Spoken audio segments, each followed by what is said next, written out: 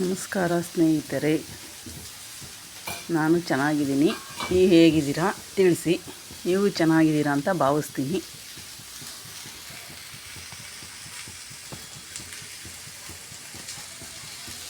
ಇವತ್ತು ಚಪಾತಿ ಬೆಂಡೆಕಾಯಿನ ಪಲ್ಯ ಮಾಡ್ತಾಯಿದ್ದೀನಿ ಸ್ನೇಹಿತರೆ. ನಿಮ್ಮಲ್ಲಿ ಏನು ತಿಂಡಿ ಮಾಡಿದ್ದೀರಾ ತಿಳಿಸಿ.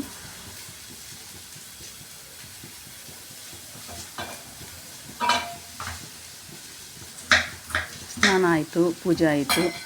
ಪ್ರತಿದಿನ ನಾನು ಸ್ನಾನ ಪೂಜೆ ಮಾಡಿ ಅಡುಗೆ ಮಾಡೋದು. ವಾಕ್ ಹೋಗಿ ಬರ್ತೀನಿ. ನೀವು ವಾಕ್ ಹೋಗದೇ ಇದ್ದರೆ ವಾಕ್ ಹೋಗಿ.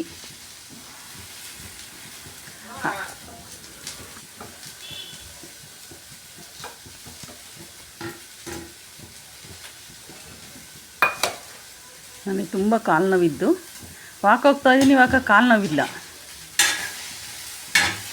ಅಂದರೆ ಗ್ಯಾಸ್ಟ್ರಿಕ್ ಇರಲ್ಲ. ಆರೋಗ್ಯ ತುಂಬ ಸುಧಾರಿಸುತ್ತೆ. ವಾಕ್ ಹೋಗ್ರಿ, ಮೈಂಡ್ ಫ್ರೆಶ್ ಆಗಿರುತ್ತೆ. ನಾನು ವಾಕ್ ಹೋಗಿ ಬಂದರೆ ಲವಲವಿಕೆಯಿಂದ ಕೆಲಸ ಮಾಡ್ತೀನಿ. ಖಂಡಿತ ನೀವು ವಾಕ್ ಹೋಗಿ ನೋಡಿರಿ ಒಂದು ಸ್ವಲ್ಪ ದಿನ. ಎಷ್ಟು ಮೈಂಡು ಫ್ರೆಶ್ ಆಗುತ್ತೆ, ಗಾಳಿ ಸಿಗುತ್ತೆ. ನಾವು ಮನೆಯೊಳಗಿದ್ದು ಅದೇ ಗಾಳಿಯ ಉಸಿರಾಡ್ತಿರ್ತೀವಿ, ಅದೇ ಗಾಳಿ ತಗೊಳ್ಳೋದು, ಅದೇ ಗಾಳಿ ಬಿಡೋದು. ಹೊರಗೆ ಹೋದರೆ ನಾವು ಗಾಳಿ ಬಿಟ್ಟು ಹೊಸ ಗಾಳಿ ಸಿಗುತ್ತೆ ನಿಮಗೆ.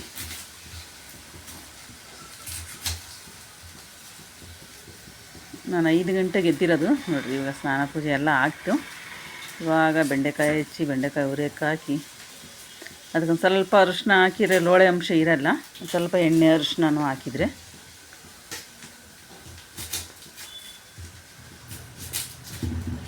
ನಾನು 9:45 ಅಂಗಡಿಗೆ ಹೋಗೋದು.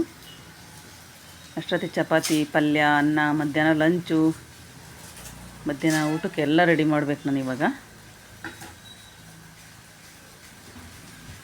ನಾನು ಅಂಗಡಿಗೆ ಹೋಗಬೇಕು ಅಂತ ಏನು ಅಷ್ಟೊಂದು ದುಡಿಯೋ ಅಗತ್ಯ ಇಲ್ಲ. ನನ್ನ ಮಗಳು ಮದುವೆ ಮಾಡಿದ್ದೀವಿ, ಎಲ್ಲ ಮುಗಿದಿದೆ. ನಮಗೂ ತೋಟ ಇದೆ. ಆದರೆ ಮೈಂಡು ಫ್ರೆಶ್ ಆಗಿರಲ್ಲ. ಮನೆಗಿದ್ದರೆ ಗೊಂದಲ, ಬರೀ ಅವ್ರ ಸುದ್ದಿ ಇವ್ರ ಸುದ್ದಿ ಮಾತಾಡೋದು, ಅವೆಲ್ಲ ಯಾಕೆ ಬೇಕು? ನಾವು ಹೊರಗೆ ಹೋದರೆ 4 ಕಾಸು ದುಡಿತೀವಿ, ಯಾರನ್ನೂ ಕೇಳೋಂಗಿರಲ್ಲ. ಇಂಡಿಪೆಂಡೆಂಟಾಗಿ ಬದುಕ್ಬೋದು. ನಮ್ಮ ಖರ್ಚಿಗೆ ನಾವಾದರೂ ಮಾಡ್ಕೋಬೇಕಲ್ಲ. ಹೌದಾ ಇಲ್ಲ ಹೇಳ್ರಿ ಸ್ನೇಹಿತರೆ? ಇನ್ನೊಬ್ಬರು 1,000 ರೂಪಾಯಿ ಇಸ್ಕೊಂಡು ಖರ್ಚು ಮಾಡೋದಕ್ಕೂ ನಾವು ದುಡಿದು ಖರ್ಚು ಮಾಡೋದಕ್ಕೂ ವ್ಯತ್ಯಾಸ ಎಷ್ಟಿದೆ? ಅವ್ರಿಗೆ ಇನ್ನೊಬ್ರ ಹತ್ರ ಇಸ್ಕೊಂಡು 1,000 ರೂಪಾಯಿ ಕೊಟ್ಟರೆ ಒಂದು ದಿನಕ್ಕೆ ಅದು ಇದು ತಗೊಂಡು ಖರ್ಚು ಮಾಡ್ಕೊಂಬಂದ್ಬಿಡ್ತೀವಿ ಶಾಪಿಂಗ್ ಮಾಡ್ಕೊಂಡು. ಅದೇ ನಾವು ದುಡ್ದು ಖರ್ಚು ಮಾಡ್ತೀವ ಅಷ್ಟು ಸುಲಭವಾಗಿ? 500 ರೂಪಾಯಿ ನೋಟ್ ಮುಟ್ಸಿದ್ರೆ ಖರ್ಚಾಗ್ಬಿಡುತ್ತಲ್ಲ ಅಂತ ನೋಟ್ ಮುಟ್ಸೋದೇ ಇಲ್ಲ. ನಾವು ಕಷ್ಟಪಟ್ಟು ದುಡ್ಡಾದ್ರಿ ನಾವು ಬೆಳಗ್ಗೆಯಿಂದ ಕಷ್ಟಪಟ್ಟು ಎಲ್ಲ ಕೆಲಸ ಮಾಡ್ಕೊಂಡು ಹಗಲು ರಾತ್ರಿ ಕೆಲಸ ಮಾಡಿ ನಿದ್ಗೆಟ್ಟು ಬೆಳಗಿನ ಜಾವ ಎದ್ದು ರಾತ್ರಿ 12 ಗಂಟೆ ಮಲಗಿ ಅದ್ರ ದುಡ್ಡಿನ ಬೆಲೆ ಗೊತ್ತಿರುತ್ತೆ. ನಾವು ಅದಕ್ಕೆ ಖರ್ಚು ಮಾಡೋಕ್ಕೆ ಹೋಗೋದಿಲ್ಲ. ಅದೇ ಸಿದ್ದರಾಮಯ್ಯ 2,000 ರೂಪಾಯಿ ಗೃಹ ಜ್ಯೋತಿ ಅಂತ ಕೊಡ್ತಾರಲ್ಲ, ಗೃಹಲಕ್ಷ್ಮಿನ ಗೃಹ ಜ್ಯೋತಿನ ನಾವಂತೂ ತಗೊತಿಲ್ಲಪ್ಪ. ಅದು 2,000 ರೂಪಾಯಿ ಕೊಟ್ಟರೆ ಈ ಹೆಣ್ಮಕ್ಳು ಏನು ಮಾಡ್ತಾರೆ? ಅವ್ರು ಸಿದ್ದರಾಮಯ್ಯ 2,000 ರೂಪಾಯಿ ಕೊಟ್ಟು ಹೆಂಗಸ್ರದ ಕೊಟ್ಟು ಗಂಡಸ್ರದ ಕಿತ್ಕೊತ ಇರೋದು. ಅವರು ಟ್ಯಾಕ್ಸು ಅದು ಇದು ಪೆಟ್ರೋಲು ಎಲ್ಲ ಜಾಸ್ತಿ ಮಾಡಿಬಿಟ್ಟವ್ರು. ಈಗ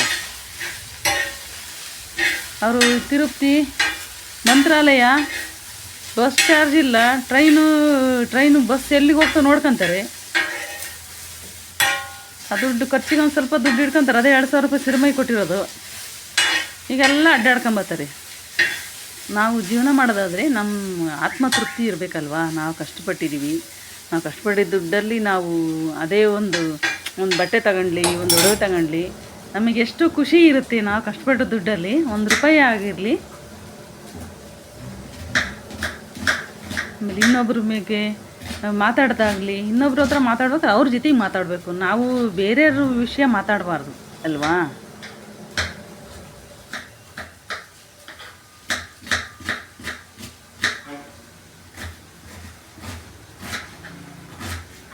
ಬೇರೆಯವ್ರಿಗೆ ನಮ್ಮ ಮೇಲೆ ಡಿಪೆಂಡ್ ಮಾಡ್ಕೋಬಾರ್ದು. ನಾವು ಸ್ವಂತಕ್ಕೆ ದುಡಿದು 5 ರೂಪಾಯಿ ಖರ್ಚು ಮಾಡಿ ಇನ್ನೊಬ್ರು ಕೇಳೋದೇ ಇರಲ್ಲ, ಅಗತ್ಯನೇ ಇರಲ್ಲ. ನಾನು ಯಾರನ್ನೂ ಕೇಳೋದೇ ಇಲ್ಲ ದುಡ್ಡು ಸ್ನೇಹಿತರೆ. ನನ್ನ ಪಾಡಿ ನಾನು ಹೋಗ್ತೀನಿ. ನಾನು ಅಂಗಡಿಗೆ ಹೋದ್ರೇ ನನಗೆ ಖುಷಿ ಸಿಗೋದು. ಅಂಗಡೀಲಿ ಜನಗಳು ಬರ್ತಾರೆ, ಎಲ್ಲ ಫ್ರೆಂಡ್ಸ್ಗಳು ಅವರೇ ಫ್ರೆಂಡ್ಸ್ಗಳು ಆಗ್ಬಿಟ್ಟಿದ್ದಾರೆ. ನನಗೆ ಅಂತ ಯಾರೂ ಫ್ರೆಂಡ್ಸ್ ನಾನೇನು ಮಾಡ್ಕೊಂಡಿಲ್ಲ. ನಾನು ಮನೆಯಲ್ಲಿರಲ್ಲ, ಬೆಳಗ್ಗೆ ಹೋದರೆ ಸಂಜೆ ಬರ್ತೀನಿ. ಅಂಗಡಿಗೆ ಸುಮಾರು ಎಷ್ಟು 38 ವರ್ಷ ಆಯಿತು ನಾನು ಅಂಗಡಿಗೆ ಹೋಗಿಡ್ದು. ನನಗೆಲ್ಲರೂ ಪರಿಚಯನರೇ, ಅವರೇ ನನಗೆ ಫ್ರೆಂಡ್ಸ್ಗಳು. ಅವ್ರು ಬರ್ತಾರೆ, ಮಾತಾಡಿಸ್ತೀವಿ, ನಕ್ಕಂತ ವ್ಯಾಪಾರ ಮಾಡ್ತೀವಿ, ಕುತ್ಕೊಂತಾರೆ. ತುಂಬ ಖುಷಿ ಆಗುತ್ತೆ ನನಗೆ ಅಂಗಡಿಗೆ ಹೋದರೆ. ಮನೆಗೆ ಬಂದರೆ ಬೋರ್ ಆಗಿಬಿಡುತ್ತೆ.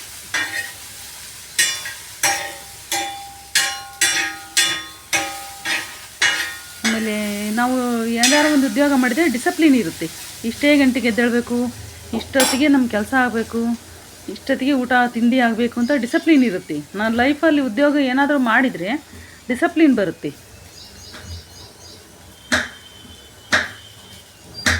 ದುಡ್ಡನ್ನು ಹೇಗೆ ಖರ್ಚು ಮಾಡಬೇಕು, ಯಾವುದಕ್ಕೆ ಖರ್ಚು ಮಾಡಬೇಕು, ಅದು ಹೆಣ್ಮಕ್ಳ ಕೈಯಲ್ಲಿರೋದು. ಸುಮ್ಮನೆ ಅನ್ನೆಸೆಸರಿ ಅದನ್ನು ತಗೊಳೋದು, ಇದನ್ನು ತಗೊಳೋದು, ಅದೆಲ್ಲ ಮಾಡೋಕ್ಕೆ ಹೋಗಬಾರ್ದು. ಅದೇ ಸೇವಿಂಗ್ಸ್ ಮಾಡಬೇಕು. ನಮ್ಮದು ಒಂದು ಸ್ವಲ್ಪ 50 ಏಜ್ ಆಗಿಬಿಟ್ರೆ ಆವಾಗ ನಾವು ಉಳಿತಾಯ ಮಾಡ್ಕೋಬೇಕು. ಇವಾಗಲಿಂದ 40 ವರ್ಷ ಆಯಿತಾ, ಇವಾಗಲಿಂದಲೇ ಉಳಿತಾಯ ಮಾಡ್ಕೋಬೇಕು.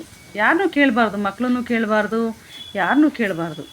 ಸ್ವಾಭಿಮಾನದಿಂದ ಬದುಕಬೇಕು ನಾವು. ಇರುವಷ್ಟು ದಿನ ಖುಷಿಯಾಗಿ ನಗ್ನಗ್ತಾ ಬದುಕಬೇಕು. ಅದೇ ಜೀವನ. ನಮ್ಮ ಕೈಲಿತ್ತೋ ಇನ್ನೊಬ್ರಿಗೆ ಕೊಡೋಣ, ಇಲ್ಲ ಸಮಾಜಕ್ಕೆ ಕೊಡೋಣ. ಏನಾದರೂ ನಾವೇ ದುಡ್ದು ನಾವೇ ತಿನ್ನಬಾರ್ದು. ಅದು ನನ್ನ ಆಸೆ. ನಾವು ದುಡ್ದು, ನಾನು ಅಂಗಡಿಗೆ ಹೋಗ್ತಿರೋದು ಏನಾದರೂ ದುಡ್ದು ಸಮಾಜಕ್ಕೆ ಏನಾದರೂ ಮಾಡಬೇಕಲ್ಲ ಅಂತ ತುಂಬ ಆಸೆ ಇದೆ ನನಗೆ. ನೋಡೋಣ ಭಗವಂತ ಯಾವಾಗ ದಾರಿ ತೋರಿಸ್ತಾನೋ ಗೊತ್ತಿಲ್ಲ.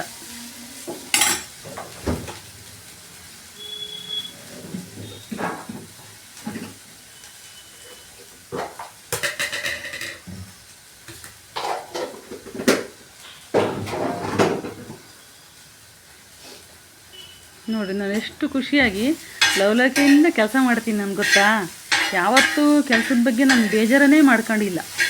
ಎಷ್ಟೇ ಕೆಲಸ ಇರಲಿ ನಾನು ಖುಷಿಯಿಂದನೇ ಮಾಡ್ತೀನಿ. ಖುಷಿಯಿಂದ ಮಾಡಬೇಕು. ಆವಾಗ ಕೆಲಸ ಮಾಡಿದ್ದೀವಿ ಅಂತ ಅನಿಸಲ್ಲ.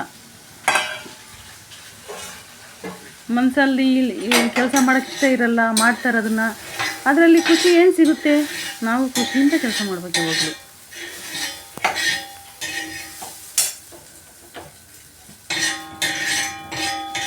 ಬೆಂಡೆಕಾಯಿ ಹುರ್ತಿದ್ದಾಯ್ತು ಇವಾಗ.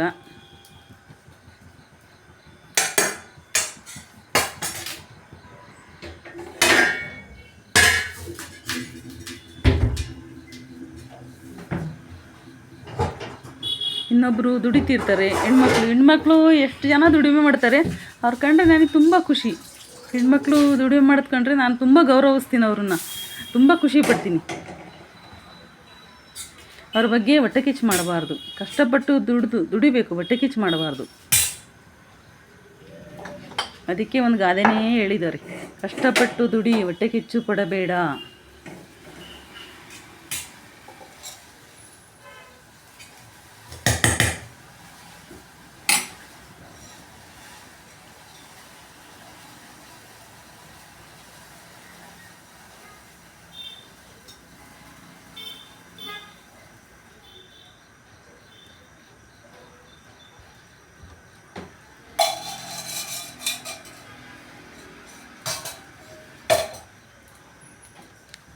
ಮಕ್ಕಳಿಗೆ ಸಂಸ್ಕಾರ ಕಲಿಸ್ಬೇಕು. ಅವರಿಗೆ ಕಷ್ಟ ಏನು ಅಂತ ತೋರಿಸ್ಬೇಕು. ನಮ್ಮ ಹತ್ರ ದುಡ್ಡಿದೆ ಅಂತ ಅವ್ರು ಕೇಳಿದಾಗೆಲ್ಲ ದುಡ್ಡು ಕೊಟ್ಟರೆ ಮಕ್ಕಳಿಗೆ ಕಷ್ಟನೇ ಗೊತ್ತಾಗೋದಿಲ್ಲ.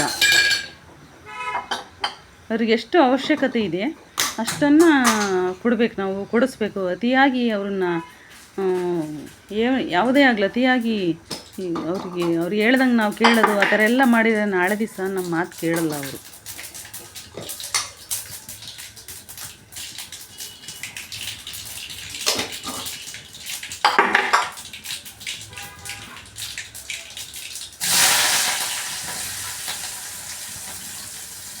ಸ್ನೇಹಿತರೆ, ನಾನು ಡೈಲಿ ರೂಟೀನ್ ಹೀಗೆ ಇರುತ್ತೆ. ಬೇರೆ ಏನು ವಿಡಿಯೋ ಮಾಡಲಿ, ಅಡುಗೆ ಮನೆಯದೇ ಹೆಂಗುತ್ತೆ ಕೆಲಸ. ಅಡುಗೆ ಮನೆಯಲ್ಲೇ ಇರೋದು ಎಲ್ಲವ. ಹೊರಗೆ ಕೆಲಸ ಮಾಡ್ಕೊಂಬಂದರೆ ಅಡುಗೆ ಮನೆಯಲ್ಲೇ ಹೋಗೋ 9:30ವರೆಗೂ ಅಡುಗೆ ಮನೆಯಲ್ಲೇ ಕೆಲಸ ಆಗಿಬಿಡುತ್ತೆ. ಈಗ ಪಲ್ಯ ಒಗ್ಗರಣೆ ಇಟ್ಟಿದ್ದೀನಿ. ಟೈಮು 5 ನಿಮಿಷನೂ ಲೆಕ್ಕ ಹಾಕ್ತೀನಿ ನಾನು. Time no time waste. ನೋಡಿ, ಪಲ್ಯಕ್ಕೆ ಒಗ್ಗರಣೆ ಹಾಕಿದ್ದೀನಿ. ಇವಾಗ ಅನ್ನ ಮಾಡೋಕ್ಕೆ ಮಾಡೋಕ್ಕಿಡ್ತಾ ಇದ್ದೀನಿ. ಲಂಚಿಗೆ ಮಧ್ಯಾಹ್ನ ಲಂಚಿಗೆ ಬೇಕು ಅನ್ನ ಮಾಡೋಕ್ಕಿಡ್ತಾ ಇದ್ದೀನಿ. ಬೆಂಡೆಕಾಯಿ ಪಲ್ಯ, ಮಜ್ಜಿಗೆ, ಅನ್ನ, ಚಪಾತಿ ಎಲ್ಲದೂ ಬೇಕು ನಮ್ಮ ಮನೇಲಿ. ನೈಟ್ ಮಾಡಿದರೆ ಏನು ಚಪಾತಿ ಮಾಡಿದರೆ ಅನ್ನ ಮಾಡಲ್ಲ. ಬೆಳಗ್ಗೆ ಚಪಾತಿ ಮಾಡಿದರೆ ಅನ್ನ ಮಾಡ್ತೀವಿ.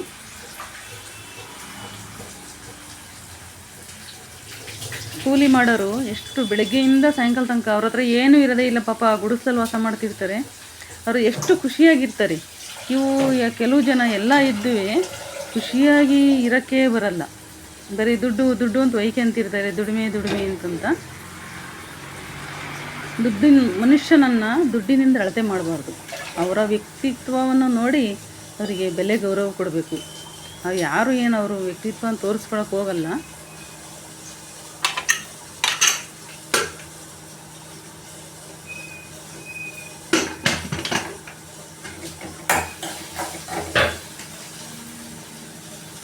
ನೋಡಿ, ಸಾಲು ಮರದ ತಿಮ್ಮಕ್ಕ ಸಾವಿರಾರು ಗಿಡಗಳನ್ನು ಹಾಕಿದ್ರು ಅವರು.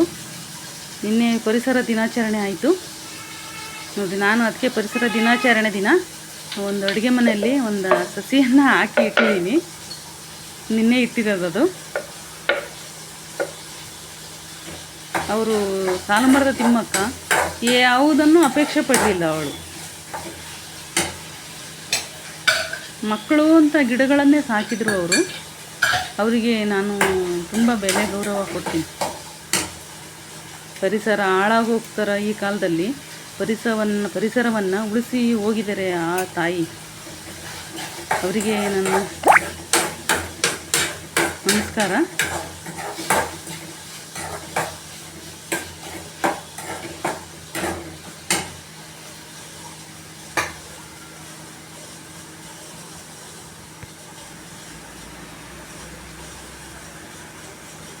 ಪಕ್ಷಿಗಳಿಗೂ ಹಾಕ್ರಿ ಆಹಾರನ. ಪಾಪ ಅವು ಮೂಕ ಪ್ರಾಣಿಗಳು, ಬಾಯಿ ಬಿಟ್ಟು ಕೇಳ್ತವ ಅವು. ಒಂದು ಹಸು ಹೋಗ್ತಿದ್ರೆ ಒಂದು ಬಾಳೆಹಣ್ಣು ಕೊಡಿ ಅದಕ್ಕೆ. ಹಸುವಿಗೆ ಬಾಳೆಹಣ್ಣು ಸ್ವಲ್ಪ ಏನಾದರೂ ಕೊಟ್ಟರೆ ಅದು ತುಂಬ ಒಳ್ಳೆಯದು. ಮೂಕ ಪ್ರಾಣಿಗಳಿಗೆ ಒಂದು ಸ್ವಲ್ಪ ಆಹಾರ ಕೊಟ್ಟರೆ ಅದಕ್ಕಿಂತ ಪುಣ್ಯದ ಕೆಲಸ ಯಾವುದೂ ಇಲ್ಲ.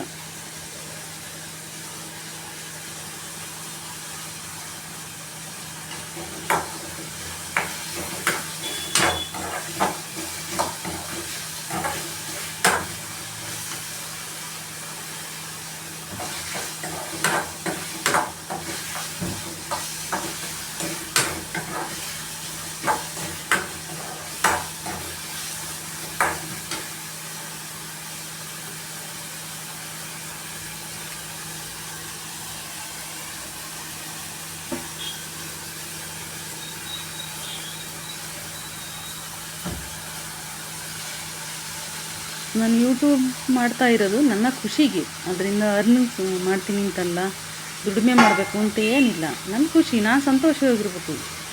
ನಮಗೆ ನಾವು ಬೆಲೆ ಕೊಡ್ಕೋಬೇಕು. ಬೇರೆ ಯಾರೂ ಬೆಲೆ ಕೊಡಲ್ಲ, ನಮಗೆ ನಾವೇ ಬೆಲೆ ಕೊಡ್ಕೋಬೇಕು. ನನ್ನ ಖುಷಿಗೆ ನಾನು ಮಾಡ್ತೀನಿ ಅಷ್ಟೇ ವಿಡಿಯೋನ. ಅದರಿಂದ ದುಡ್ಡು ಬರುತ್ತೆ ಅಂತ ಯಾವ ನಾನು ವಿಡಿಯೋನೂ ಹಾಕಲ್ಲ. ನನಗೇನೋ ಖುಷಿ ಸಿಗುತ್ತೆ. ನಾನು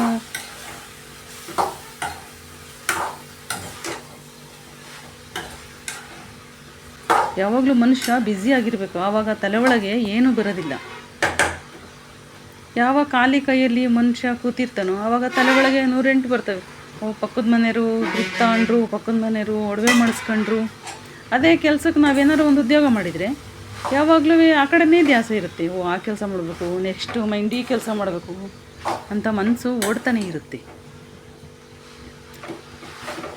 ಅವಾಗ ಮನಸ್ಸೊಳಲ್ಲಿ ಏನೂ ಬರೋದಿಲ್ಲ. ಅವ್ರು ಕಷ್ಟಪಡ್ತಾರೆ, ಅವ್ರು ತಗೊತಾರಪ್ಪ.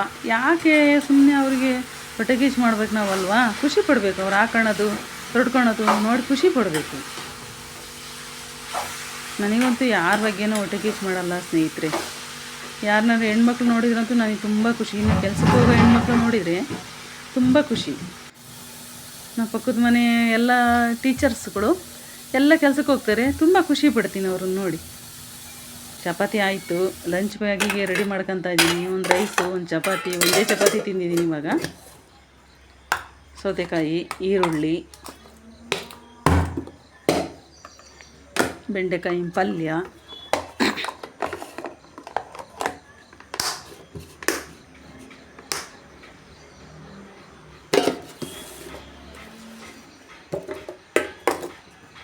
ಮೀಶೋದಲ್ಲಿ ತರಿಸಿದ್ದೆ. ತುಂಬ ಚೆನ್ನಾಗಿದೆ ಬ್ಯಾಗು. 1 ವರ್ಷ ಆಯಿತು ತರಿಸಿ, ಏನೂ ಆಗಿಲ್ಲ. ತುಂಬ ಚೆನ್ನಾಗಿದೆ. ಒಳಗಡೆ ಎಲ್ಲ ವಾಶ್ ಮಾಡ್ತೀನಿ. ತುಂಬ ಚೆನ್ನಾಗಿದೆ. ನಾನು ಮಜ್ಜಿಗೆ ಇರಲೇಬೇಕು ಸ್ನೇಹಿತರೆ. ನೋಡಿರಿ, ಈ ಬಾಟ್ಲಿ ಡೈಲಿ ಮಜ್ಜಿಗೆ ತೊಗೊಂಡೋಗ್ತೀನಿ. ಬೆಳಗ್ಗೆನೂ ಕುಡಿತೀನಿ, ಮಧ್ಯಾಹ್ನನೂ ಬೇಕು ನನಗೆ, ನೈಟು ಬೇಕು ಮಜ್ಜಿಗೆ. ಹಾಲು ನಾನು ಅಂಗಡೀಲಿ ಕಾಫಿ ಮಾಡ್ತೀವಿ, ಒಬ್ಬರು ಕೆಲ್ಸಕ್ಕೆ ಬರ್ತಾರೆ, ಸಂಜೆ ಅವರಿಗೆ ಕಾಫಿ ಕೊಡ್ತೀನಿ, ನಾನು ಹಾಲು ಕುಡಿತೀನಿ. ಪಾತ್ರೆ ಎಲ್ಲ ಹಂಗಿದಾವೆ ಸಿಂಕಲ್ಲಿ. ಸಂಜೆ ಬಂದು ನೋಡ್ಕೊಳ್ಳೋಣ, ಟೆನ್ಷನ್ ಮಾಡ್ಕೋಬಾರ್ದು. ಬ್ಯಾಗ್ ರೆಡಿ ಆಯ್ತು, ಲಂಚ್ ಬ್ಯಾಗು. ಇವಾಗ ಅಂಗಡಿ ಹೊರಡದೆ.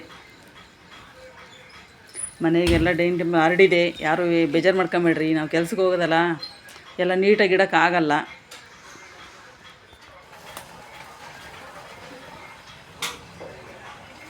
ಬರಲ್ಲ ಸ್ನೇಹಿತರೆ, ಅಂಗಡಿ ಟೈಮ್ ಆಯಿತು. ಅಂಗಡಿಗೆ ಹೋದರೆ ಬಟ್ಟೆ ವಿಡಿಯೋ ಮಾಡ್ತೀನಿ.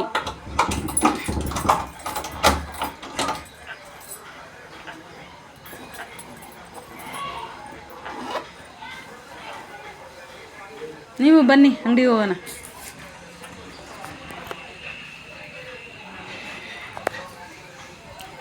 ಬಟ್ಟೆ ಬೇಕಾದರೆ ಸೌಮ್ಯ ಗಾರ್ಮೆಂಟ್ಸಿಗೆ ಬನ್ನಿ. ಬಾಯ್ ಸ್ನೇಹಿತರೆ.